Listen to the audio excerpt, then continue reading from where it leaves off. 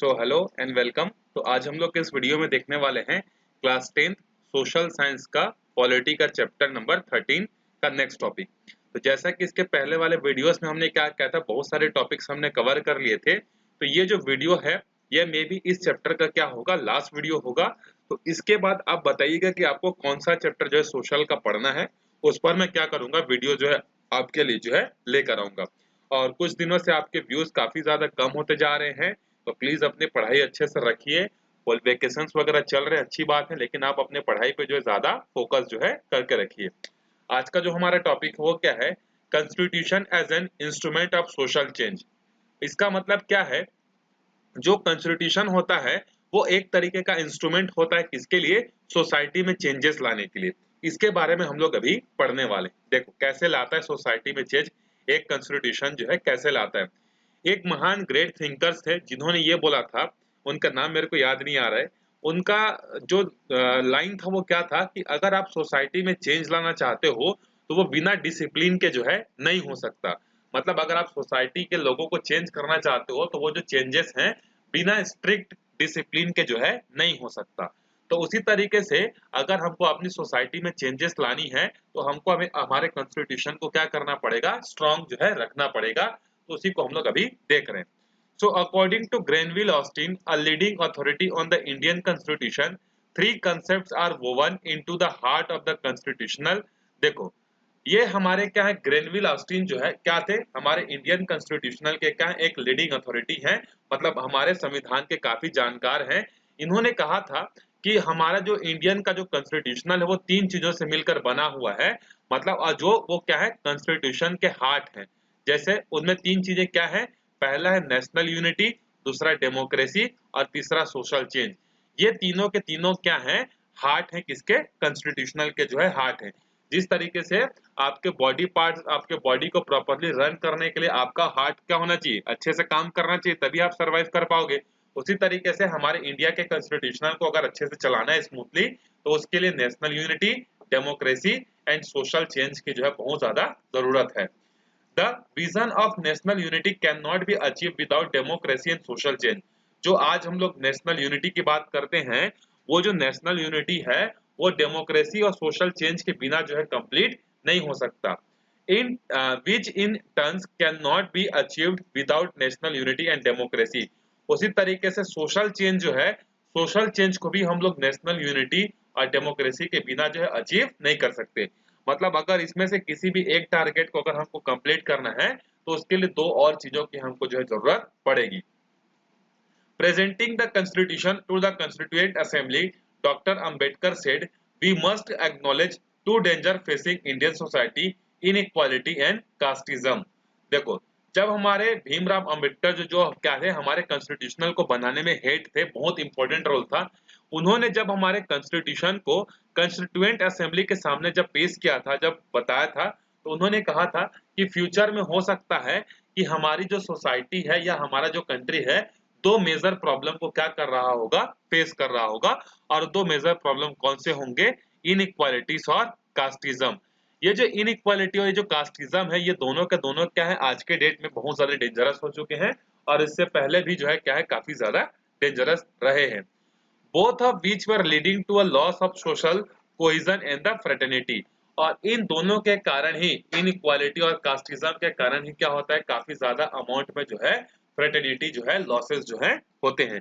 अब इन्होंने क्या कहा था, देखो, we have in India a society based on the principle of graded inequalities. आज जिस हम लोग सोसाइटी, ये उस समय की बात है ना, तो उन्होंने कहा था कि जिस सोसाइटी में हम लोग रहते हैं उस सोसाइटी में इनइक्वालिटी क्या है, एक बहुत बड़ा जो है मेजर क्या है, ग्रेडेड सिस्टम या मेजर जो है ग्रेडेड प्रिंसिपल है। A society in which there are some who have the immense wealth as against many who live in the abject poverty. इन्होंने कहा कि आज जिस सोसाइटी में हम लोग रहते हैं उस सोसाइटी में क्या है, कुछ लोग ऐसे हैं जो कि बहुत ज्यादा क्या है रईस हैं, और कुछ लोग ऐसे जो कि क्या है बहुत ज्यादा गरीब हैं। On 26 January 1950 we are going to enter into a life of contradiction. उन्होंने कहा था कि हम लोग 26 जनवरी 1950 को एक ऐसे दुनिया में प्रवेश करने जा रहे हैं, एक ऐसे दुनिया में एंटर लेने जा रहे हैं जो काफी ज्यादा क्या है, कॉन्ट्राडिक्शन होगा उसमें। किनके किनके बीच में कॉन्ट्राडिक्शन होगा, जो वेल्थ लोग हैं और जो पुअर लोग हैं उनके बीच में जो है कॉन्ट्राडिक्शन जो है होगा। 26 जनवरी के दिन से ही क्यों? क्योंकि 26 जनवरी 1950 को ही हमारा क्या हुआ था, कॉन्स्टिट्यूएंट जो है लागू हुआ था। In politics we will have equality and social and economic life we will have inequality. उन्होंने कहा था कि हम लोगों को पॉलिटिक्स में तो इक्वल राइट्स है, लेकिन सोसाइटी और इकोनॉमिक्स के फील्ड में हमको इक्वल राइट्स नहीं है। क्योंकि सोसाइटी में क्या है हमारे पास, सोसाइटी में जो है कास्टिज्म है और इकोनॉमी में क्या है हमारे पास इनइक्वालिटी है। तो भले ही 26 जनवरी 1950 से सबको राइट्स तो मिल जाएगा, जो कॉन्स्टिट्यूशन जो बना हुआ है उस कॉन्स्टिट्यूशन जो हमारे इंडिया का जो कॉन्स्टिट्यूशन है उसमें जो जो चीज लिखी है वो सब लोगों को मिल तो जाएगी, लेकिन पॉलिटिकली ही मिलेगी, सोशली और इकोनॉमिकली जो है सबको इक्वल राइट्स जो है नहीं मिलेंगे। How long shall we continue to deny in equality in our social and economic life? If we continue to deny it for long we will do so only by the putting our politics democracy in peril। इन्होंने कहा था कि कब तक हम लोग क्या कर सकते हैं, अपनी इक्वालिटी को इग्नोर कर सकते हैं, कब तक हम लोग डिनाई करेंगे कि सब लोग इक्वल हैं। ये सब चीजों को जब तक हम लोग डिनाई करते रहेंगे तब तक क्या होता रहेगा, हमारे इंडिया में जो पॉलिटिकल जो डेमोक्रेसी है वो भी क्या होगी, एक टाइम पे खत्म होने को आ जाएगी। We must remove this contradiction at earliest possible moment or else those who suffer from inequality will blow up with the structure of the political democracy। तो ये बोल रहे हैं कि हमको ऐसे कॉन्ट्राडिक्शंस को रिमूव करना है और जो लोग पुअर है उनको भी हमको क्या करना है, आगे बढ़ने का जो है मौका देना है, पॉलिटिक्स में हो चाहे इकोनॉमिकली हो चाहे किसी भी तरीके से हमको क्या करना है, उनको जो है आगे बढ़ने का मौका जो है देना है। यही चीज इन्होंने उस समय क्या कहा था, बहुत सारी चीजें उन्होंने कही थी। Dr. Ambedkar said that unless and until we establish freedom, equality, fraternity in our society, political democracy would continue to remain unstable। इन्होंने कहा था कि जब तक हम लोग अपनी सोसाइटी में फ्रीडम, इक्वालिटी, फ्रेटर्निटी हम जब तक स्टैब्लिश नहीं करेंगे तब तक हमारा जो पॉलिटिकल डेमोक्रेसी है वो कभी भी स्टेबल जो है नहीं हो पाएगा। क्योंकि जब आप कुछ पर्टिकुलर लोगों को फ्रीडम दोगे, कुछ लोगों को फ्रीडम नहीं दोगे, तो ऑब्वियस से बात है उनके बीच में कॉन्ट्राडिक्शन होगा ही, कॉन्फ्लिक्ट्स होगा ही, लड़ाई झगड़े होंगे ही। अब आप एक पर्टिकुलर ग्रुप को ज्यादा अच्छा प्रीफर कर रहे हो, एक पर्टिकुलर ग्रुप को जो है कम इक्वालिटी कम वेटेज दे रहे हो, तो इससे भी बहुत सारी प्रॉब्लम्स होंगी। तो इन्होंने वही चीज बोला कि जब तक आप सभी लोगों को फ्रीडम, इक्वालिटी और फ्रेटर्निटी नहीं दोगे, आपकी डेमोक्रेसी जो है कभी भी स्टेब्लिश जो है नहीं हो पाएगी। The maker of constitution were unanimous that unanimous that we must constitutional method to bring about the fundamental social change, and the constitution must make this change possible and that decides its direction। They were also unanimous if there was any provision that stood in the way of social change, the constitution should be amended in the suitable manner। और इन्होंने क्या कहा था, देखो कि हमारा जो constitution होगा वो इस तरीके से होगा जिस पर क्या होगा, सबको फंडामेंटल राइट्स मिलेंगे, सबको क्या होगा, सोशल चेंज का सबको राइट्स मिलेगा। और इसके अलावा हम लोग अपने कॉन्स्टिट्यूशन को कुछ इस तरीके से बनाएंगे कि इन फ्यूचर अगर हमको लगता है कि इसमें कुछ चेंजेस करने की जरूरत है तो उसको हम लोग बड़ी इजीली क्या कर सकते हैं, अमेंडमेंट जो है कर सकते हैं। और वैसे भी हमारे कॉन्स्टिट्यूशन में क्या हुआ है, आज के डेट में हमारा कॉन्स्टिट्यूशन बना था 1950 में और आज हम लोग जी रहे हैं 2020 में। तो 1950 से लेकर 2020 तक 70 सालों में हमारे कॉन्स्टिट्यूशन में 103 अमेंडमेंट क्या हुए हैं, हो चुके हैं। 103 जो है सुधार जो है हो चुके हैं। वहीं पर जो अमेरिका का कॉन्स्टिट्यूशनल बना था वो 1787 में बना था और आज 2020 है। इनके कॉन्स्टिट्यूशनल में सिर्फ और सिर्फ कितने चेंजेस हुए हैं, 27 चेंजेस ही हुए हैं।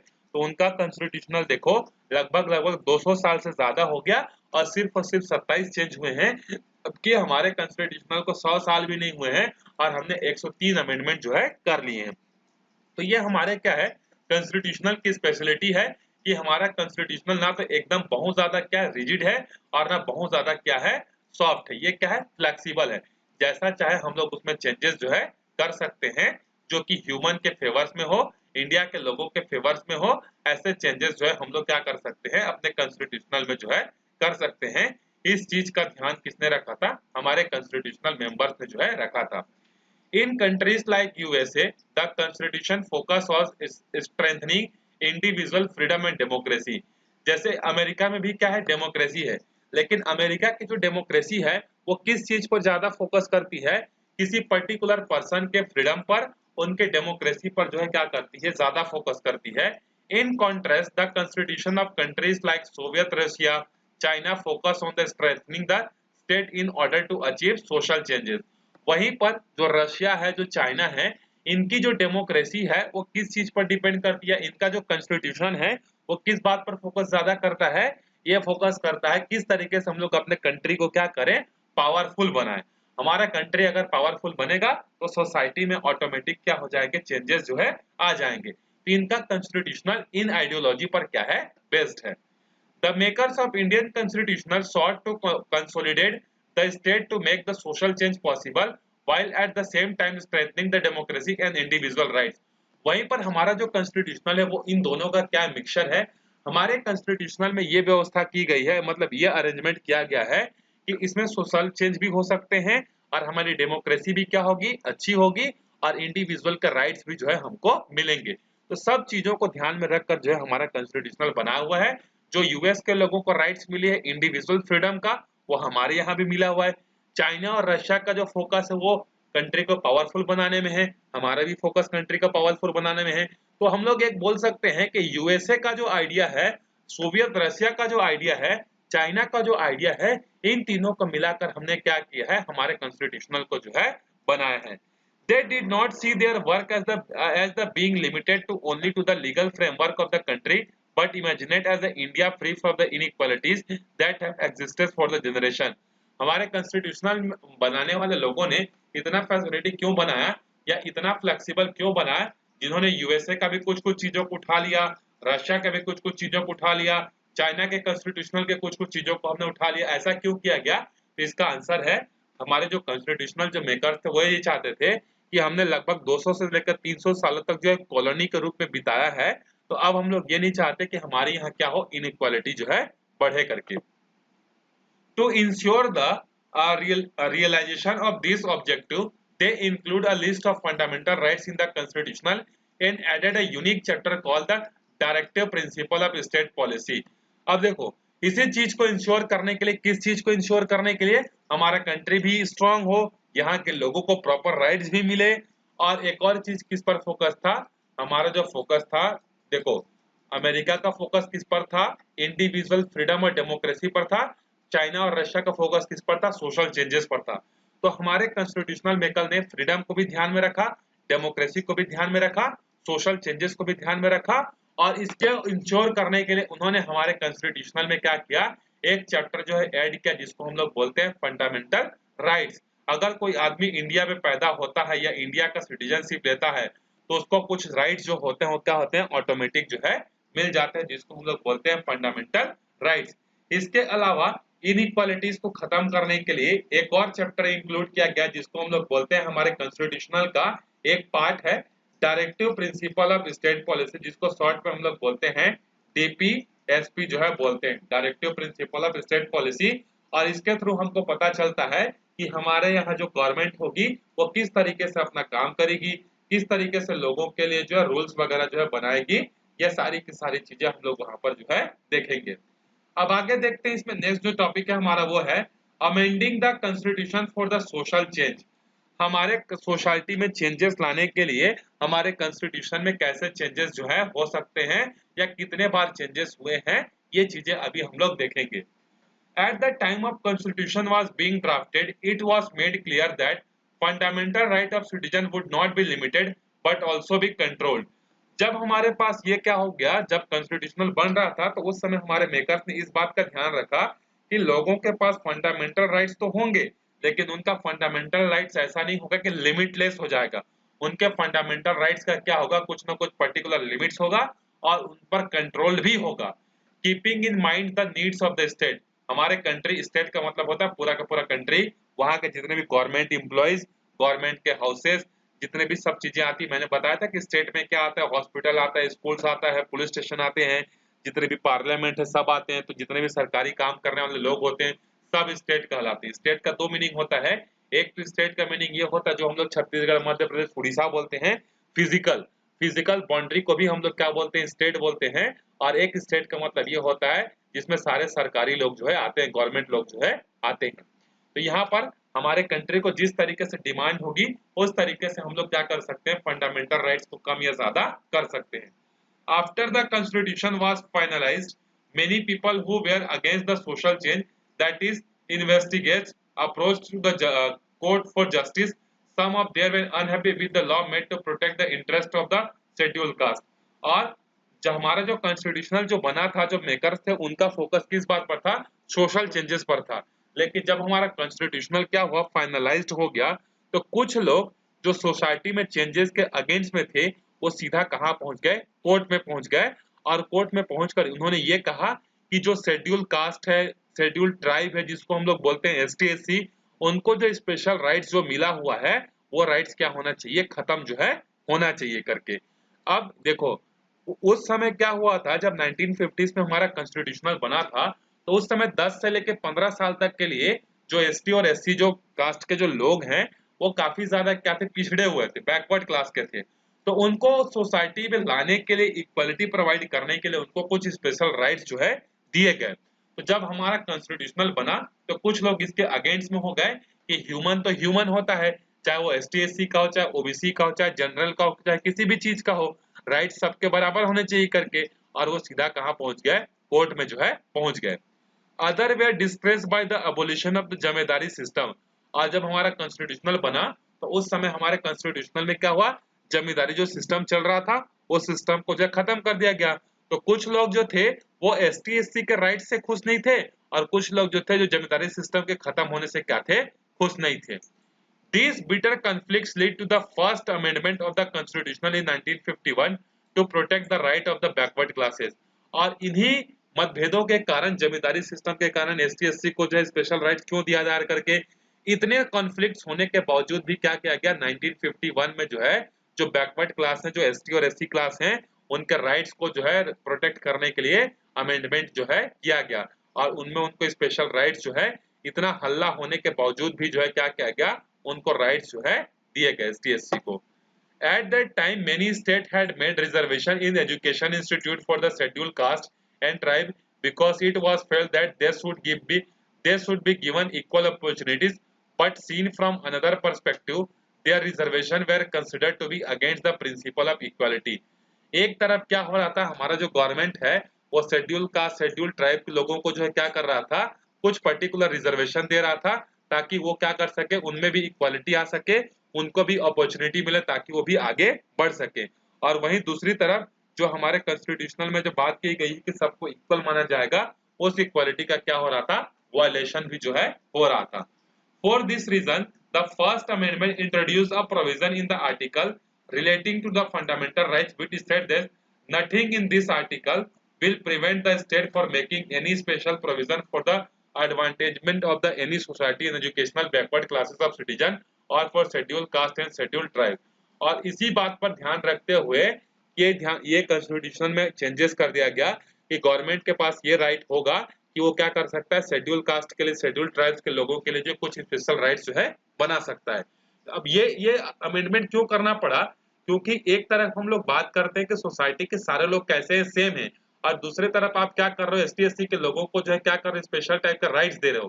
तो यहाँ पर आप एक तरफ तो बात करते हो इक्वालिटी का, और जहाँ दूसरी तरफ आप क्या करते हो, उनको स्पेशल राइट्स देते हो। तो इससे कॉन्फ्लिक्ट हुआ, और इसी कॉन्फ्लिक्ट को खत्म करने के लिए गवर्नमेंट ने एक अमेंडमेंट किया, और गवर्नमेंट ने बोला कि किसी भी गवर्नमेंट के पास इतनी पावर होगी, मतलब सेंट्रल गवर्नमेंट के पास इतनी पावर होगी कि वो चाहे तो किसी एक पर्टिकुलर कास्ट के लिए, पर्टिकुलर ग्रुप के लोगों के लिए क्या कर सकता है, स्पेशल राइट्स जो है बना सकता है। और इसको कॉन्स्टिट्यूशनल में इन्होंने लिख भी दिया, सिर्फ बोला नहीं, इन्होंने क्या किया, उसको पूरी तरीके से जो है लिख दिया। The other area of conflict that the first amendment address was the land reform. इसके अलावा हमारे कॉन्स्टिट्यूशनल में जो है रिफॉर्म करने का एक और सबसे बड़ा कारण क्या था, लैंड रिफॉर्म था। मतलब हमारे कॉन्स्टिट्यूशनल को अमेंडमेंट करने के पीछे इसका एक बहुत बड़ा क्या है, इंपॉर्टेंट रोल है। अब देखो जब हमारा इंडिया इंडिपेंडेंस हुआ था 1947 में, तो उस समय क्या था, कुछ लोग ऐसे थे जिनके पास बहुत ज्यादा लैंड था, और कुछ लोग ऐसे थे जिनके पास बहुत कम लैंड था। तो गवर्नमेंट ने क्या सोचा कि अगर हमको सोसाइटी में इक्वालिटी अगर लानी है तो हमको क्या करना पड़ेगा, लैंड रिफॉर्म जो है करना पड़ेगा। जिनके पास ज्यादा जमीनें हैं उसको क्या करना पड़ेगा, लाकर जो है कम जमीन वाले लोगों को जो है देना पड़ेगा, जिससे इक्वालिटी जो है आएगी। लेकिन इससे वो जो ज्यादा लैंड लॉर्ड जिनके पास जमीनें ज्यादा थी वो लोग खुश नहीं थे और वो सीधा कहाँ पहुंच गए, कोर्ट में जो है पहुंच गए। और कोर्ट में पहुंचने के बाद बोला गया कि ये हमारी प्रॉपर्टी है, लेकिन गवर्नमेंट क्या कर रही है, जबरदस्ती को जो है लैंड रिफॉर्म कर रही है और हमारे जमीनों को छीन कर जो है लोगों में क्या कर रही है, बांट रही करके। फिर कोर्ट ने भी क्या किया, उन लैंड लोनर्स का जो है साथ दिया और कहा कि आप ऐसा नहीं कर सकते करके। उसके बाद यहाँ पर एक अमेंडमेंट ये किया गया कि अगर देखो हमारे इंडिया के प्रेसिडेंट में क्या क्या, हमारे कॉन्स्टिट्यूशनल में ना क्या है, बहुत सारे पार्ट्स हैं, बहुत सारे जो है शेड्यूल हैं। आप पढ़ोगे कॉन्स्टिट्यूशनल डिटेल में तो आपको पता चलेगा कि शेड्यूल कितने हैं, 12 हैं, कितने पार्ट्स हैं 25 हैं, और कितने आर्टिकल्स हैं 465 आर्टिकल्स हैं। अच्छा नॉलेज के लिए जान लो, हमारा जो कॉन्स्टिट्यूशनल है उसमें आर्टिकल कितने हैं, तो आर्टिकल है 465। कितने पार्ट्स हैं याद रखो, 25 भागों में बटा हुआ है। और कितने शेड्यूल हैं, तो हमारे यहाँ जो शेड्यूल है वो कितने हैं, 12 हैं। तो फर्स्ट अमेंडमेंट में ये कहा गया कि अगर हमारे इंडिया के प्रेसिडेंट ने किसी टॉपिक को अगर शेड्यूल 9 में अगर डाल दिया तो फिर उसमें क्या किया जा सकता है, उसको ओवरटर्न जो है नहीं किया जा सकता, कोर्ट जो है उसको अलग नहीं कर सकता करके। फिर उसके बाद देखो हमारे सोसाइटी में क्या किया गया, इक्वलिटी को लाने के लिए बहुत सारे जो है चेंजेस किए गए। जैसे सबसे पहले क्या था कि जो प्रॉपर्टी का जो राइट था वो एक हमारा फंडामेंटल राइट था, मतलब कोई आदमी के पास अगर इतना सारा पैसा है तो वो उसका फंडामेंटल राइट्स है करके। लेकिन बाद में जब ये फील किया गया कि कुछ लोग ऐसे हैं जिनके पास बहुत सारी जमीनें हैं, कुछ लोग ऐसे जिनके पास जमीन ही नहीं है, जिससे अमीरी और गरीबी क्या होती जाएगी, बढ़ते जाएगी करके, क्या किया गया, एक जो है कॉन्स्टिट्यूशनल में अमेंडमेंट किया गया और वहां पर जो है प्रॉपर्टी जो फंडामेंटल राइट्स था उसको क्या कर दिया गया, खत्म कर दिया गया और उसको क्या बना दिया गया, लीगल राइट्स जो है बना दिया गया। ठीक है, क्या बना दिया, लीगल राइट्स। मतलब अब आपके पास संपत्ति होगी तो वो संपत्ति आपका फंडामेंटल राइट्स नहीं है, वो आपका क्या है, लीगल राइट्स है। तो यहाँ पर जो है ये चेंजेस किया गया। नहीं तो पहले के लोग क्या करते थे, जो उनकी जो प्रॉपर्टी थी उस प्रॉपर्टी को बोलते थे ये तो हमारा फंडामेंटल राइट्स है, ये हमारा अधिकार है, इतना पैसा रखने का आप छीन नहीं सकते करके। लेकिन बाद में इस फंडामेंटल राइट को चेंज करके क्या कर दिया गया, लीगल राइट्स जो है कर दिया गया। और लीगल राइट्स करने का मतलब ये है कि गवर्नमेंट क्या कर सकती है, रईस लोगों से पैसा जो है ले सकती है और गरीब लोगों में जो है बांट सकती है, जो पुअर लोग हैं उनमें डिस्ट्रीब्यूट कर सकती है। पहले जब वो फंडामेंटल राइट्स था ये नहीं कर पा रही थी। उसके अलावा देखो 1976 में जो है वही अमेंडमेंट किया गया, 44 अमेंडमेंट, और उसमें क्या किया गया, जो राइट टू प्रॉपर्टी था उसको फंडामेंटल राइट से हटा दिया गया और लीगल राइट्स में जो है जोड़ दिया गया। इसके अलावा देखो हमारे कॉन्स्टिट्यूशनल ने एक और व्यवस्था की है, एक और अरेंजमेंट किया है, राइट टू एजुकेशन का। आपने बहुत लोगों ने सुना होगा आईटी के बारे में, राइट टू एजुकेशन करके। तो हमारे गवर्नमेंट ने क्या किया, जब हमारे इंडिया को इंडिपेंडेंट हुए 30 साल 40 साल हो चुका था, तब गवर्नमेंट ने देखा कि हमारे यहाँ में जो एजुकेशन है वो इतना इम्प्रूव नहीं हुआ है।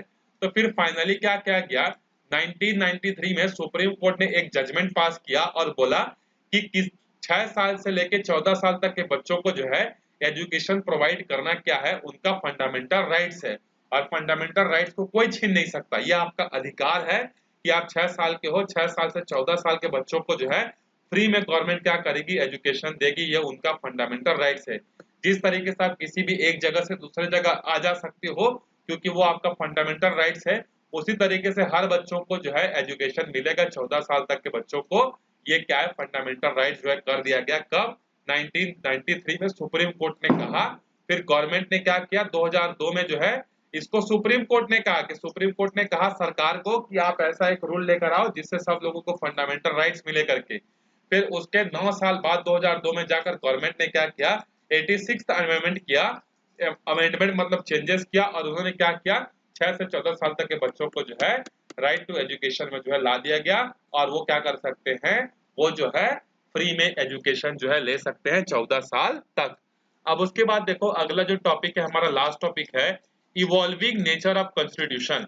हमारा जो कॉन्स्टिट्यूशन है वो कैसे इवॉल्व हो रहा है, तो इसके बहुत सारे एग्जांपल्स जो हम लोग देख सकते हैं कि हमारा जो कॉन्स्टिट्यूशनल है वो कॉन्स्टेंटली क्या कर रहा है, इंप्रूव कर रहा है।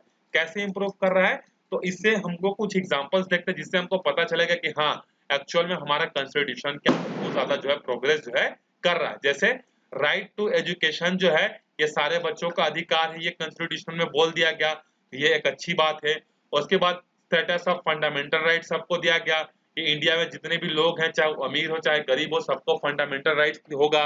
उसके बाद जो पहले फंडामेंटल राइट्स में जो प्रॉपर्टी आती थी उसको कन्वर्ट करके कहाँ कर दिया गया, लीगल राइट्स बना दिया गया। ये सब अमेंडमेंट हमको ये बताते हैं कि हमारा जो इंडिया है वो वाकई में डेमोक्रेसी के रास्ते पर क्या है, प्रोग्रेस जो है कर रहा है। उसके अलावा 1976 में हमारे कॉन्स्टिट्यूशनल में ये चीज जोड़ दिया गया, सोशलिस्ट और सेक्युलर। सोशलिस्ट मतलब हमारे यहाँ का जितने भी लोग हैं सबको इक्वल राइट्स मिलेगा, और सेक्युलर का मतलब होता है इंडिया जो है किसी एक पर्टिकुलर रिलीजियस को जो है फॉलो नहीं करेगा। जिस तरीके से पाकिस्तान अपने कॉन्स्टिट्यूशन में लिखा है कि उसका जो कंट्री का जो रिलीजन है वो क्या होगा, मुस्लिम होगा, इस्लाम होगा करके, उसी तरीके से नेपाल ने अपने यहाँ लिखा हुआ है कि वो उनका कॉन्स्टिट्यूशनल होगा, या उनका जो नेपाल है, नेपाल ने अपने कॉन्स्टिट्यूशनल में ये लिखा है कि उसका स्टेट का जो रिलीजियस होगा वो क्या होगा, हिंदू होगा। उसी तरीके से चाइना जो होता है वो भी क्या बोलते हैं, बुद्धिज्म को फॉलो करता है। यूरोप के जितने कंट्रीज हैं वो क्रिश्चियनिटी को फॉलो करते हैं। तो हर कंट्री ने क्या किया है, अपने अपने एक स्टेट का जो है रिलीजियस जो है लेकर रखा है। लेकिन हमारे इंडिया ने क्या किया, हमने बोला कि ना तो हम लोग हमारे इंडिया को हिंदू कंट्री बोलेंगे, ना ही मुस्लिम कंट्री बोलेंगे, ना ही क्रिश्चियन कंट्री बोलेंगे, ना ही बुद्धिज्म कंट्री बोलेंगे, ना ही जैनिज्म कंट्री बोलेंगे। हमारे इंडिया का एक पर्टिकुलर जो है रिलीजन जो है नहीं होगा। हम सारे रिलीजन्स को क्या करेंगे, इक्वली जो है ट्रीट करेंगे। ये हमारे इंडियन कॉन्स्टिट्यूशनल की सबसे अच्छी बात है कि वो सेकुलर है, किसी एक पर्टिकुलर रिलीजियस को ज्यादा इंपॉर्टेंस नहीं देता, किसी एक पर्टिकुलर रिलीजियस को कम इंपॉर्टेंस नहीं देता, सबको इक्वल इंपॉर्टेंस जो है मिलता है। उसके बाद एक और अच्छी बात हमारे इंडियन कॉन्स्टिट्यूशनल की क्या है, वो है 1992 का रीडिस्ट्रीब्यूटिव पावर। 1992 से पहले आपको पता होगा कि जो पावर होता था वो किसके किसके बीच में बटा होता था, सेंटर और स्टेट के बाद। मतलब इन्हीं दो लेवल्स पर क्या था, पूरा का पूरा पावर जो है बटा हुआ हुआ करता था। लेकिन जब 1992 में अमेंडमेंट हुआ 73 और 74, उसमें क्या किया गया, पावर को सेंट्रल से, स्टेट से, अब कुछ पावर जो है किसको दे दिए गए, लोकल बॉडीज को, जिसको हम लोग बोलते हैं पंचायत को जो है दे दिए गए। गांव में पंचायत बोलते हैं, शहर में म्युनिसिपल कॉर्पोरेशन जो है बोलते हैं। तो पहले पावर दो टायर पर डिवाइड था, सेंटर और स्टेट पर। लेकिन 73 अमेंडमेंट के बाद अब पावर तीन टायर्स में डिवाइड हो गया, कुछ पावर सेंटर के पास, कुछ पावर स्टेट के पास, कुछ पावर जो है लोकल बॉडीज के पास जो है कर दी गई। और ये एक क्या है, बहुत अच्छी जो है बात है। तो यहाँ पर देखो हमने इस चैप्टर में क्या किया, हमारे पूरे कॉन्स्टिट्यूशनल के प्रियम्बल के बारे में हमने पढ़ा, हमारे प्रियम्बल में क्या क्या बातें कही गई हैं, और भी हमने बहुत सारे सोसाइटी में चेंजेस कैसे होंगे इन सब के बारे में जो है हमने ध्यान दिया। और सोसाइटी में एक और चेंजेस कब हुआ, राजीव गांधी सरकार थी 1989 में, उस समय क्या किया गया, सोसाइटी में इक्वालिटी लाने के लिए, सोसाइटी में चेंजेस लाने के लिए, पहले जो वोटिंग करने का जो राइट्स था वो कितना था, 21 साल था। अगर आपको 21 साल हो जाता है तो आप वोट कर सकते हो। इसको जो है 1989 में अमेंड करके कितना कर दिया गया, 18 साल जो है कर दिया गया। और तब से लेके आज तक कोई भी व्यक्ति जिसको 18 साल हुआ है वो क्या कर सकता है, वोटिंग जो है कर सकता है। तो हमारा जो इंडिया का जो कॉन्स्टिट्यूशन है जो इतना ज्यादा खूबसूरत है, इसकी खूबसूरती को बनाए रखने के लिए किसी एक पर्टिकुलर आदमी का कंट्रीब्यूशन नहीं चाहिए। हमारे इंडिया के जितने भी लोग हैं सबको इस खूबसूरती को बनाए रखने के लिए क्या करना पड़ेगा, अपना छोटा छोटा कंट्रीब्यूट जो है करना पड़ेगा। तभी हमारी डेमोक्रेसी क्या होगी, सक्सेसफुल होगी, और अच्छे से क्या कर पाएंगे, हमारी सोसाइटी चल पाएगी, हमारी कंट्री जो है प्रोग्रेस कर पाएगी।